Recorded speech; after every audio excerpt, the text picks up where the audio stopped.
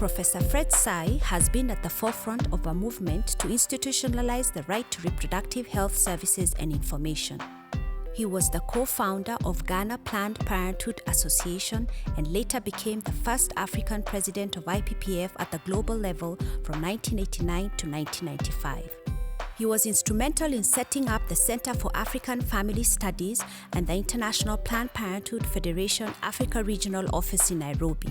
A keen advocate of gender equality and women's empowerment, Professor Sai has ceaselessly fought for the individual's right to family planning information and education, services and supplies, and universal access to sexual and reproductive rights. My stimulation to be involved in sexual and reproductive health started both at home and got fired up during my student days in London. My student days in London brought me face to face with the problems faced by young men and women studying overseas in a country which had no sexual education, no contraceptive cover, and absolutely made it very difficult for people to get any protective material for sex. So one was not surprised that some of them found themselves pregnant. And I remember in particular a friend who got pregnant and she committed suicide. I remember another who got pregnant, tried to commit suicide but was saved. Then a third who got pregnant and managed to go by the back door to get a doctor to assist her to get rid of the pregnancy, continued and became somebody important in this country. All of this plagued on my mind. And when I came back home as a doctor, this would not end.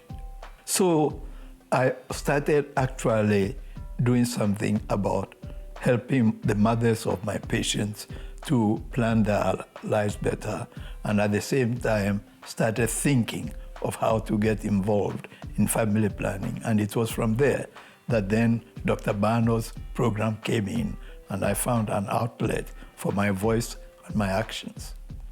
Fred Sai was very active in his own country at the university level and trying to establish a university program where the doctors would be sensitive to the needs of women, to the problem of pregnancy and the problem of nutrition.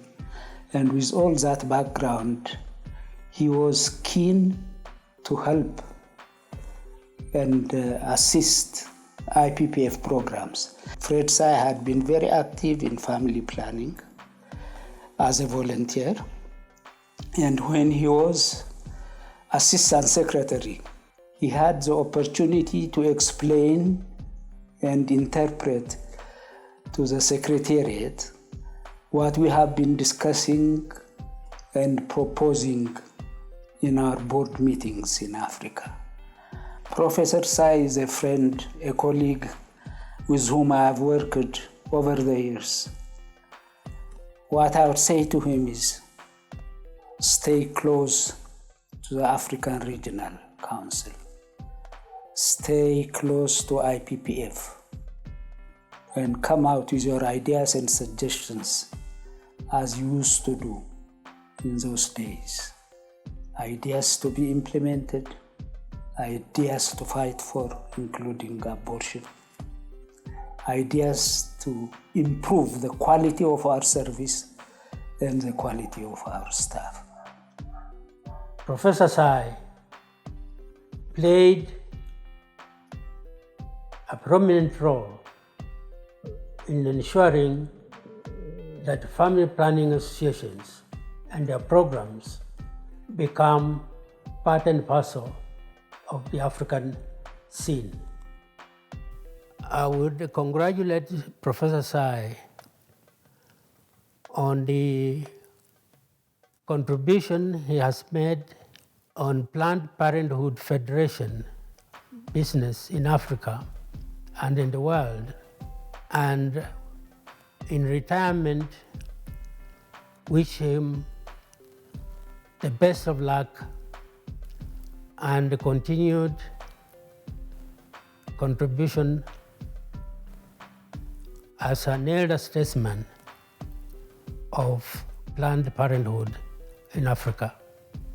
The International Planned Parenthood Federation Africa region has chosen to honor Professor Sai by establishing the Fred Sai Institute. The institute will support research to generate evidence for modeling and replication of innovative sexual and reproductive health and rights service delivery, thereby ensuring sound program design and implementation in the 42 African countries that IPPF Africa region works in. The institute will provide small grants to young women and men for postgraduate research and will hold biannual science lecture series to disseminate the findings. I never in my wildest moments dreamt that IPPF would think of such a thing and give me such an honor.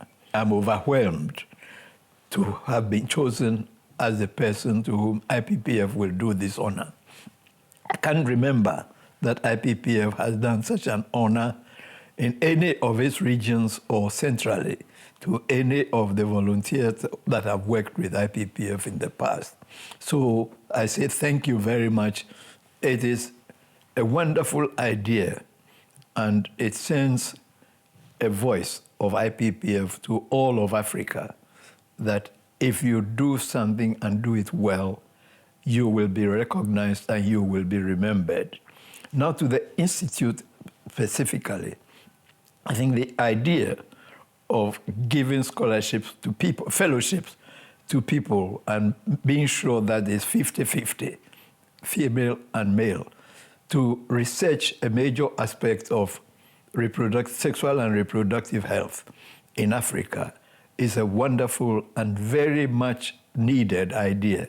And to go even further and restrict it to young people who have graduated, and is a stimulus to make the youth of Africa see that Fred Sai was working for them during his lifetime. It has been recognized, and even after he is gone, the Institute will continue to expand the work and to see that the youth of Africa get that deserved recognition in all things that IPPF is doing. I think is wonderful, and I'm most grateful for it. In the next 50 years, the success of African governments should be measured on the progress made in honoring their commitments towards women and girls. Professor Sai has a message for future leaders and volunteers of IPPF and their fight to promote sexual and reproductive health and rights in Africa. I challenge IPPF the next 50 years to see that they help and join the leadership in the fight for this. I would like to envisage that by the end of 50 years from now, we won't have more than 2 or 2 plus 1 child per family in Africa. I will envisage that 50 years from now, I wouldn't hear any African leader saying, there is so much land in Africa, there is so much this in Africa, why shouldn't our populations grow?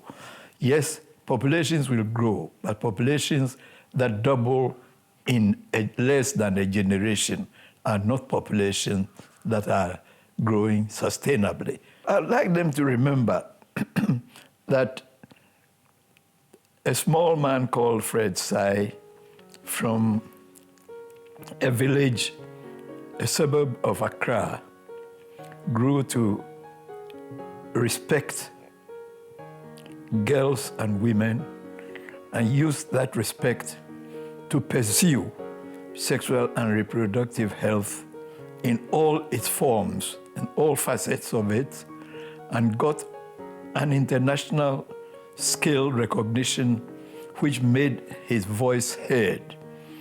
That although his own continent was very reluctant at first, by the time he departed, and with the structures that he touched when he was advocating these things, Africa had changed and Africa had moved And they are appreciating that this small person managed with his heart and his voice to give Africa something to work on and to carry on. That's what I would like Africa to be remembered for in Africa.